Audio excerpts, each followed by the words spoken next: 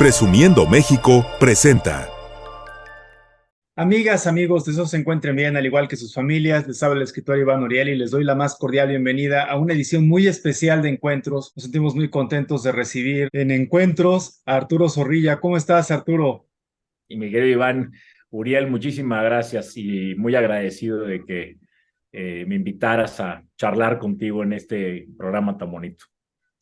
Muchas gracias, Arturo. De verdad que platicar contigo siempre es un placer. Podemos platicar de diferentes temas, desde los medios de comunicación, desde la radio que te apasiona, los contenidos, por supuesto, como también la pasión que tenemos y compartimos por el urbanismo en México, por el desarrollo en todos los sentidos. Y la verdad que platicar contigo es un deleite. Así que muchas gracias, Arturo Zorrilla Ibarra, aquí en Encuentros, una edición muy especial de nuestro programa que nos une además, entre otros proyectos siempre. Arturo, mi primera pregunta es, platícanos, ¿quién es Arturo? ¿Quién es Arturo? Es una buena pregunta. Fíjate que te platico un poco mi historia. Yo nací en la Ciudad de México, crecí en la Ciudad de México, eh, estudié economía. Si tuviera que volver a estudiar, volvería a estudiar economía. Fue una carrera que disfruté mucho y que creo que me ha sido muy útil en mi vida para tratar de tener pues una visión, digamos, creo que te da una visión interesante.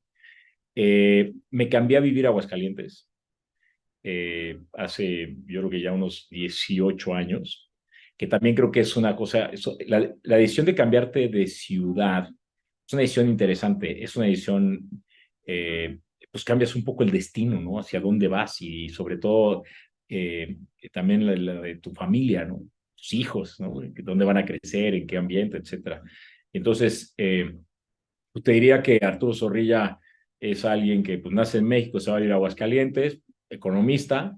El paso de mi vida, lo hemos platicado mucho tú y yo, pues, te vas enamorando del Proyecto México, de alguna forma, pues de aquí somos, aquí nacimos y es nuestra casa y hay que cuidarla y eso ha sido un poco una misión y una visión que he querido tener toda mi vida y he querido también pasársela a mis hijos, ¿no? Decirle, pues seamos orgullosos de dónde venimos, dónde nacimos y también qué construimos para las siguientes generaciones, ¿no? Entonces, bueno, pues te diría que eh, es una breve historia, ¿no? De quién es Arturo Zorrilla.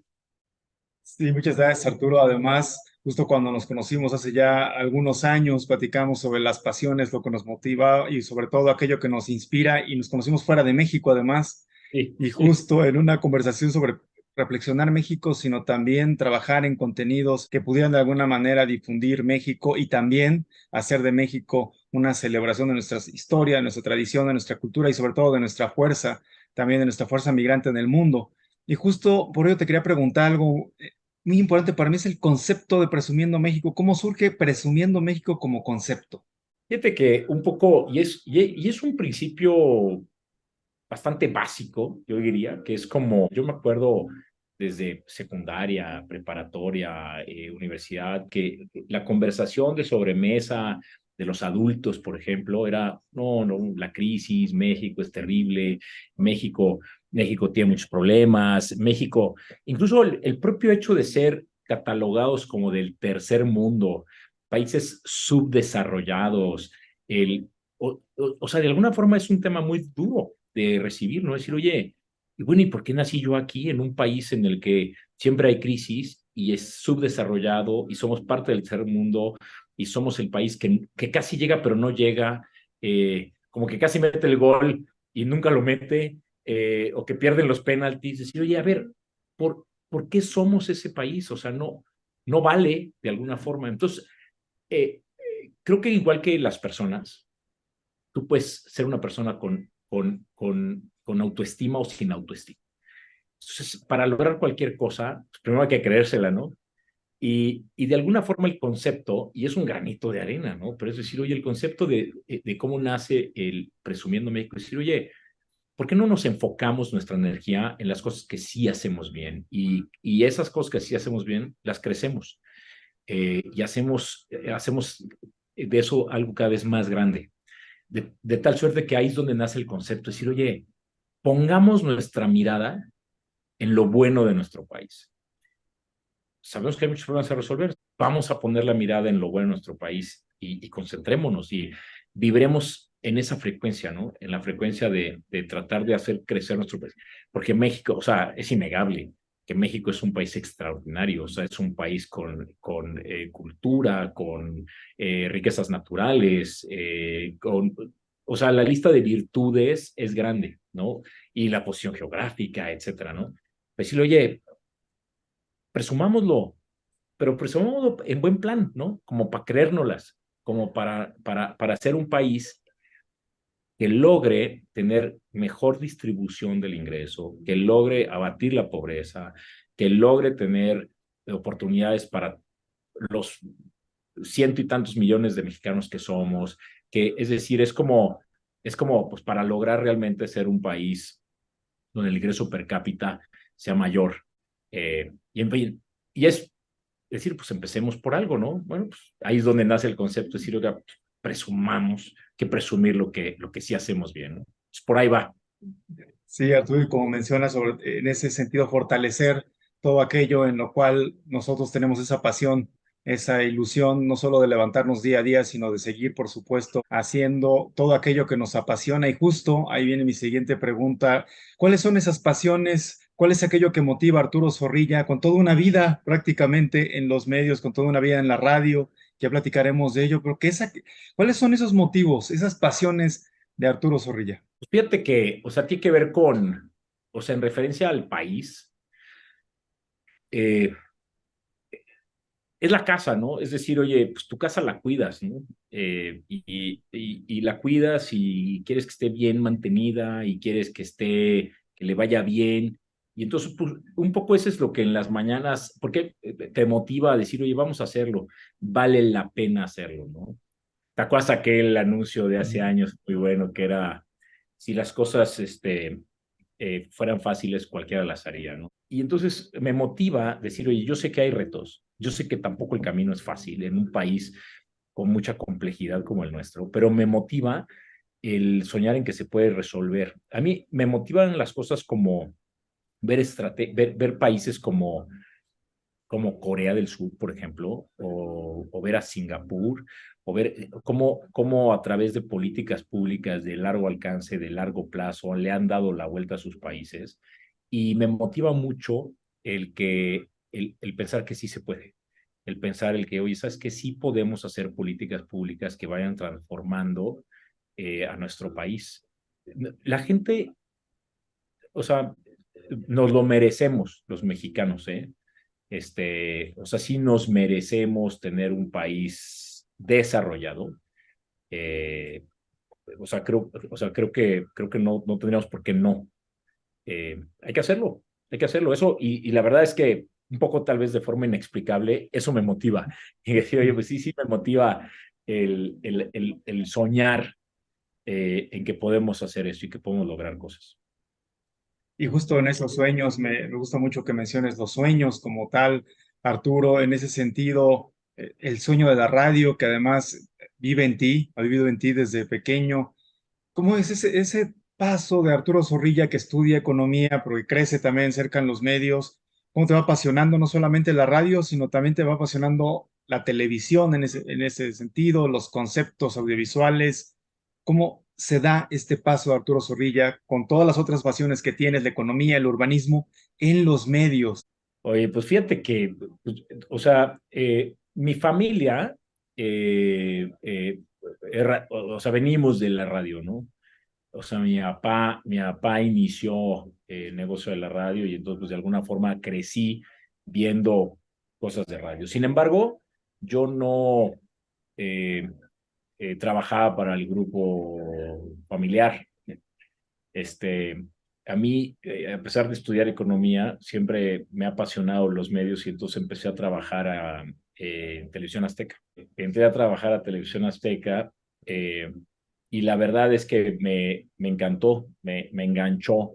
Tuve la suerte de entrar bastante joven. Acababan de comprar el canal, ¿no? Su grupo, la cadena de Televisión Azteca la acaban de comprar Y entonces una de las partes más delicadas era noticias.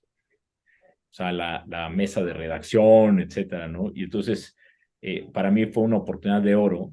Yo estaba terminando la carrera y pues es cuando empieza, tu agenda se empieza a llenar, ¿no? Que todavía te tienes un par de materias y tienes que ir corriendo a la universidad y corriendo al trabajo y de regreso y ya estás en la parte final de la carrera, etcétera, ¿no? Y se hace padrísimo porque se hace días muy intensos, ¿no? Y trabajas, te levantas a las 6 de la mañana y te vas a dormir a las 11:30 de la noche y es muy intenso. Y tuve la oportunidad de estar en la mesa de redacción todos los días, todos los días, todos los días. Y me empezó a enganchar esto tremendamente. Dije, oye, esto es una maravilla, ¿no? Es un poco la vida diaria, la vida cotidiana, las noticias, la política, los deportes, la cultura, etcétera. Luego yo empecé, porque yo era un poco observador, la verdad, pero tuve un gran jefe ahí también dentro del área de redacción, el jefe Claudio le decíamos, y al jefe Claudio me empezó a decir, oye, pues ya que estás aquí, ¿por qué no haces tú la nota financiera? Pues órale. Le empecé a hacer y empezaba a hablarle a mis amigos, compañeros de la universidad, amigos míos que trabajaban en el Banco de México, le decía, oye, a ver, cuéntame, ¿no? ¿Cómo cerró la subasta de CETES? Ah, pues cerró así, entonces pues reportábamos cómo había cerrado la tasa de referencia y a empezar a seguir cómo cerraba la bolsa, y etcétera. Entonces empecé a hacer yo con mi voz, sin yo haber jamás soñado hacer algo de periodismo yo en lo personal, empecé a hacer las notas, y luego empecé a hacer un poco de comentario, en fin, ¿no? Y fue francamente interesante. Y ahí, mi querido Iván, fue cuando de alguna forma me enganché con este tema de generación de contenido, periodismo, contenidos, donde yo no imaginaba ser yo ni la voz, ni la imagen, ni mucho menos de eso. Simplemente ahí fue una probadita de cómo funciona eso y pues la verdad es que me gustó muchísimo. Este, Ahí fue, digamos, que mi arranque en este tema de generación de contenidos. Y mira este viaje de alguna manera que te lleva de un medio a otro en tu propia vida, en tu propia experiencia, con aquello que nos motiva paso a paso y sobre todo con esas raíces que tenemos que se van convirtiendo en pasiones y por supuesto al mismo tiempo que van generando nuevas formas de poder transitar en esos mapas que no aparecen, que nosotros vamos trazando día a día con esa ilusión que tenemos por transformar aquello que nos rodea. Y esa es una de las misiones que tienes con Presumiendo México, por supuesto, con los contenidos. Por este sentido, me refiero al urbanismo. ¿Cómo aparece el urbanismo en ti? ¿Eres un apasionado, eres un promotor, impulsas además el urbanismo, el uso de la bicicleta, por así mencionar un solo ejemplo, pero también el desarrollo urbano en todo sentido? Oye, pues me encanta. Fíjate que ahí te platico que cuando todos los que crecimos en la Ciudad de México, eh, podríamos ser urbanistas, yo creo, porque, te, porque, porque es un laboratorio, hemos visto cómo, o sea, al menos mi generación, vimos cómo las calles eran insuficientes, el tráfico empezó a ser una cosa terrorífica, vimos cómo crecieron, por ejemplo, todo el sistema de eh, microbuses, eh, empezamos a vivir, digamos, una ciudad caótica, caótica y muy desordenada, con políticas equivocadas.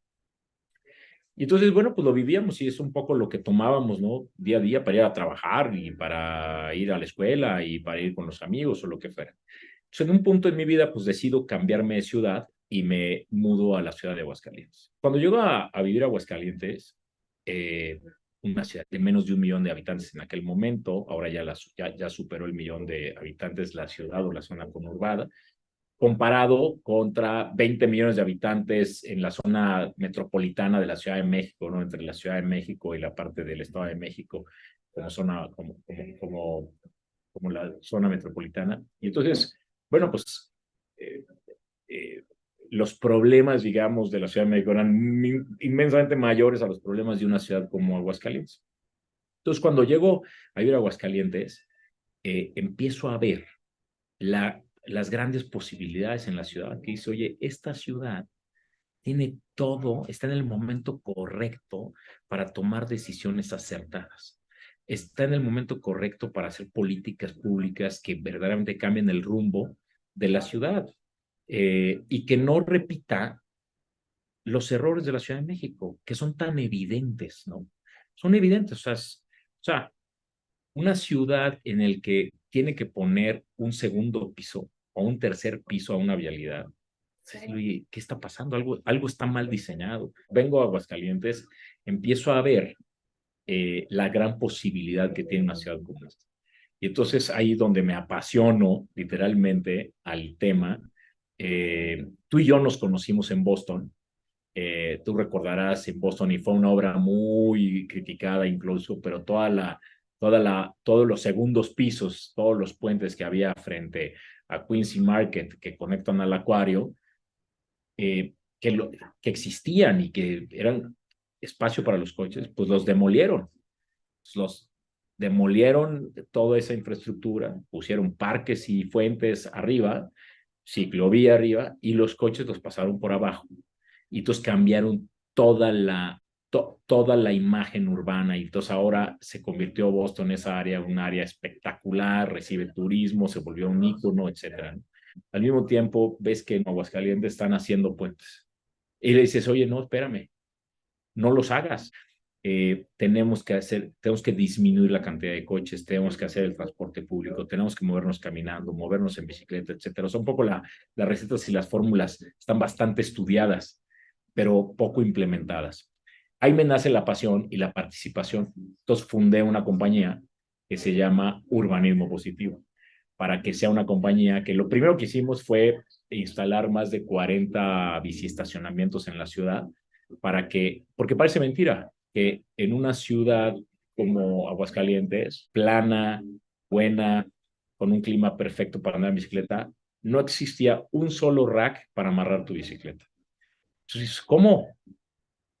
Hay que ponerlos. Y entonces pedimos permiso al gobierno, hicimos un acuerdo con ellos, nosotros hicimos las inversiones y pusimos 42 estacionamientos de bicicletas con sus racks. Incluso hicimos algo muy interesante. Pusimos estaciones de servicio a la bicicleta muy sencillos, pero es herramientas básicas más una bomba de aire para que la gente, los ciclistas, puedan llegar a hacer pequeñas reparaciones a sus bicicletas y inflar sus llantas de forma gratuita. Esto tiene que ver con un servicio público, esto tiene que ver con una apuesta de confianza. La sociedad no puede crecer sin confianza. La confianza es la base del crecimiento. O sea, es decir, oye, pues si confías, y eso mucha gente podría decir, oye, pues qué inocente eres, que estás equivocado, eso nunca va a funcionar. Decirle, bueno, o sea, si cree, yo le apostaría al camino de la confianza como la mayor posibilidad versus el camino de la desconfianza. El camino de la desconfianza es destructivo. Entonces, es un pequeño, es como que digas, oye, no vamos a poner bancas en los parques, ya nomás, porque se la roban. Sí, como, ¿por qué no? O sea, un día las bancas son parte del entorno y pues la gente las usa. O no voy a poner una fuente porque se la roban. No, vamos a poner fuentes, vamos a poner bancas, vamos a poner flores, vamos a poner ciclovías, vamos, porque es nuestra casa. Y la vamos a equipar. Ahí es donde nace mi pasión de eso y un poco ese sueño, afortunadamente lo pudimos materializar y lo pudimos llevar a cabo y afortunadamente hay muchos ciclistas en Aguascalientes agradecidos de que en sus lugares de destino hay racks donde pueden amarrar su bicicleta, ¿no? Y ahí vamos, y hay muchos retos, pero pues por ahí va el tema del urbanismo.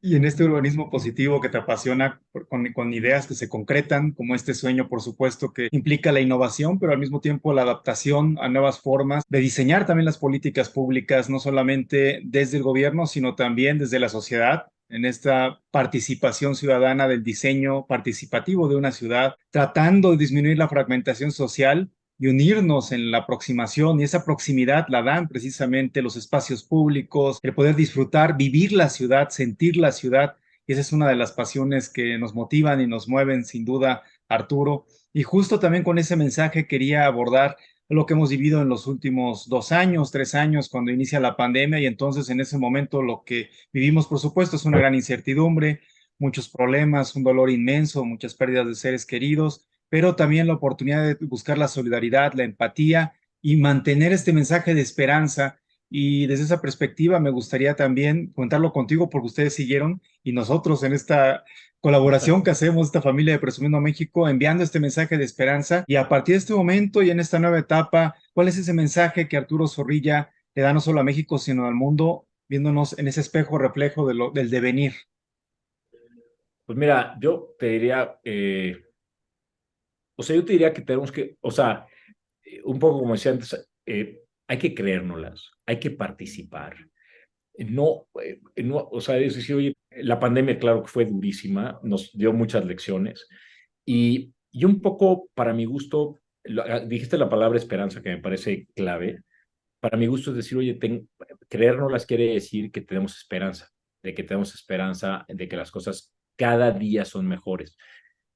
Y son discusiones de sobremesa muchas veces de cómo estamos hoy versus cómo estábamos hace 2 siglos o hace 3 siglos, y que de pronto hay mucha gente que habla de forma catastrófica y incluso muchos jóvenes hoy que dicen es que yo ya no quiero ni tener hijos porque el mundo lo veo demasiado problemado y estamos en una especie de decadencia. Y digo, bueno, sí y no, tampoco es que digas, oye, hoy está todo mal, mañana está todo bien, no hay, o sea, son diferentes matices, simplemente siento que tenemos unos retos terroríficos, es increíble que en el siglo XXI tengamos a Ucrania y a Rusia en una guerra, es increíble que no haya conciencia del calentamiento global en mucha gente o que sigamos desperdiciando. Sin embargo, en el global, eh, estamos mucho mejor que hace 3 o 4 siglos, como mundo, como humanidad. Eso pienso. O sea, y esta es una discusión que he tenido con mucha gente que me dice, no, no, no. Pero digo, no, no, no, es que justo ahí es donde se fundamenta la esperanza. Para decirle, oye, es que si yo no pensara que estamos mejor y que vamos caminando con dificultades y con retos, pero hacia un camino mejor y que estamos mejor que antes, pues no tendría, ya ni caminaría porque no tendría esperanza. No, no, sí tengo esperanza. O sea, sí tengo esperanza en que podamos revertir efectos negativos en los mares. Sí tengo esperanza en que podamos reforestar. Sí tengo esperanza en que podamos mejorar y utilizar mejor el agua. Sí tengo esperanza en que haya una nueva generación de políticos que tengan preparación combinada con la verdadera intención del bien público, del bien común. Yo sí tengo esperanza. Un poco pienso decir, qué difícil vivir sin esperanza, ¿no? O sea, vivir sin esperanza es como diría, oye, ¿por qué me levantaría en las mañanas? Sí, pues tengo que vivir con la esperanza de que vamos a poder construir algo mejor. Eh, y entonces, bueno, pues esa es como la motivación diaria, y creo que donde debemos de enfocar nuestro esfuerzo es en las nuevas generaciones. O sea, imagino un niño, ¿no? De 7, 8 años, decirle, oye, ¿tienes esperanza o no? Claro que sí. Decirle, oye, a ese niño de 7 años, decirle, no, no, no, el mundo sí vale la pena vivirlo, sí vale la pena abrazarlo, sí vale la pena construirlo, sí, sí hay esperanza, sí podemos hacerlo. Entonces yo, un poco mi mensaje o mi enfoque decía, oye, vamos enfocándonos a las siguientes generaciones. Nosotros ahí vamos, ¿no? Pero va creciendo y las siguientes generaciones son las que van a hacer la diferencia, ¿no? O los que van a seguir haciendo la diferencia.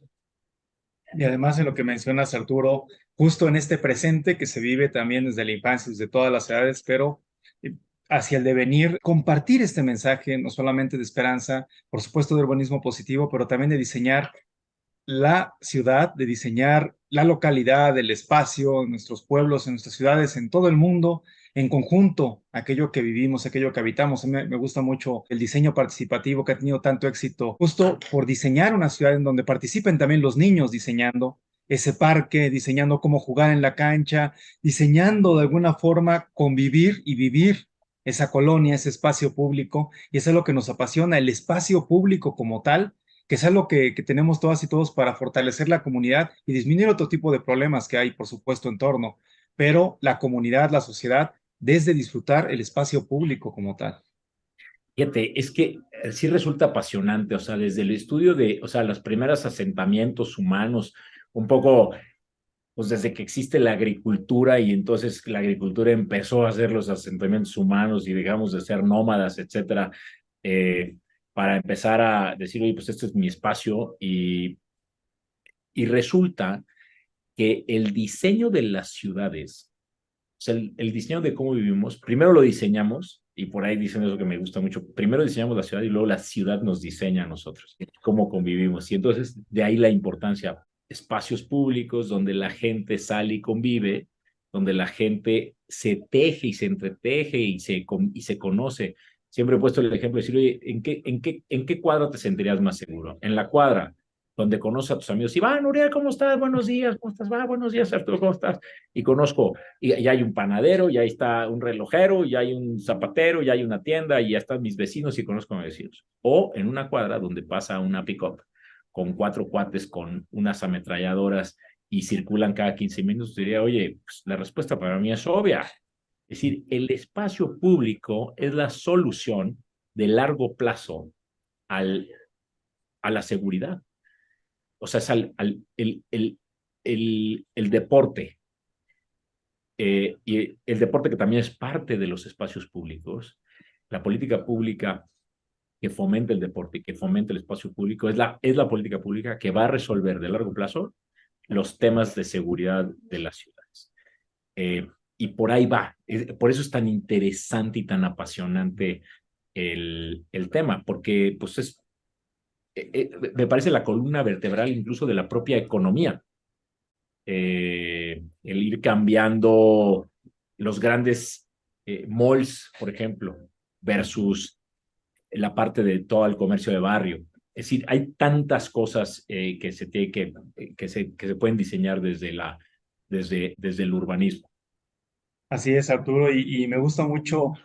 Vamos a concluir casi nuestra entrevista, pero con este mensaje sobre todo de fortalecer la comunidad, fortalecer esta proximidad. Me encanta la palabra proximidad, de acercarnos, vivir sobre todo en esta convivencia, que es lo que tú nos mencionas, abrazar la ciudad como nuestra, el espacio público como nuestra localidad, vivirla, sentirla y también, sobre todo, que las y los niños la vivan intensamente y así será en el devenir, ¿no? Por supuesto. Por supuesto. Arturo, de verdad que ha sido un placer platicar contigo. Tenemos muchos temas en los que podríamos hablar.